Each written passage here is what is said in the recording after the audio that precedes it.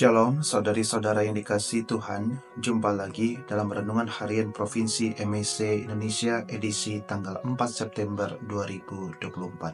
Sabda dari hati untuk dunia yang baru. Saudari-saudara yang dikasihi Tuhan, saya ketika merenung tentang hidup saya sebelum saya terpanggil untuk menjadi seorang imam, saya merasa hidup saya tidak punya tujuan. Saya merasa hidup saya tidak punya prioritas. Hidup hanya begitu saja, bekerja, menghasilkan uang, menikmati masa muda, menikmati uang yang dihasilkan, yang didapatkan dari hasil pekerjaan. Tetapi ketika saya kecelakaan tanggal 3 Oktober 2004, di situ entah kenapa ada satu dorongan yang luar biasa dalam diri saya untuk selalu mencari dan mengejar Tuhan di dalam kehidupan. Nah, pada saat mengejar mencari Tuhan itulah akhirnya saya seperti dan menemukan prioritas hidup saya dan apa tujuan hidup saya, yaitu menjadi seorang imam. Karena saya pernah berdoa kepada Tuhan Yesus, kalau ketika saya sudah selamat dari kecelakaan, saya persembahkan seluruh hidup saya kepada Engkau ya Tuhan.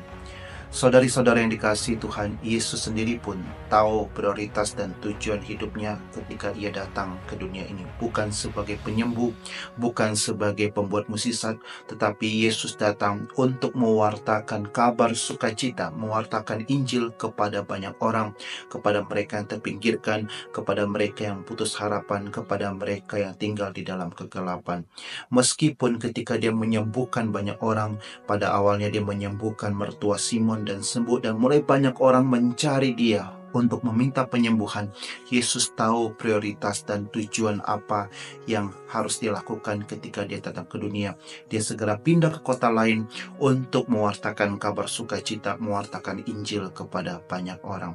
Saudari-saudara yang dikasihi Tuhan, kita belajar seperti Tuhan Yesus, tahu prioritas, tahu tujuan apa yang harus kita lakukan dan tujuan apa yang harus kita lakukan di dalam hidup ini. Saudari-saudara yang dikasihi Tuhan, dari setiap kita masing-masing punya panggilan hidup. Anda yang dipanggil sebagai hidup rumah tangga, dan saya dipanggil secara khusus untuk melayani Tuhan sesama dan gereja.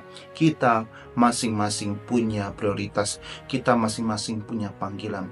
Jikalau Anda yang terpanggil menjadi hidup berumah tangga, suami dan istri, maka prioritas tujuan hidupmu adalah untuk keluargamu. Oleh karena itu, bahagiakanlah pasanganmu masing-masing, bekerjalah dengan halal, dan saling mengasihi, saling mencintai, saling mengampuni satu sama lain, dan saling mensejahterakan keluargamu masing-masing.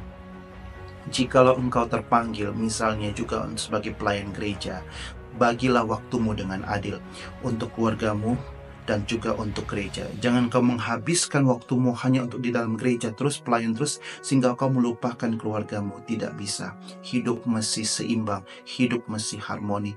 Jikalau engkau pun terpanggil sebagai pelayan gereja, sebagai apapun, bagilah waktumu dengan sungguh-sungguh, dengan adil, supaya engkau punya porsi yang cukup kepada keluargamu.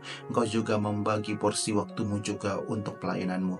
Dan jikalau kita juga yang sebagai orang Katolik dipanggil sebagai pelayan gereja, janganlah engkau menghabiskan waktumu semua untuk keluargamu, tetapi engkau tidak mau urus juga pelayananmu dalam gereja. Maka itu kita mesti bijak, kita mesti tahu apa prioritas kita di dalam kehidupan.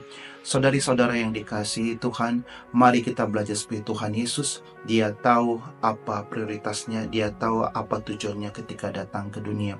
Kita punya masing-masing punya panggilan masing-masing. Oleh karena itu, mari kita juga bijak dalam membagi waktu, membagi porsi dalam kehidupan kita. Kita juga mempunyai waktu kepada keluarga kita.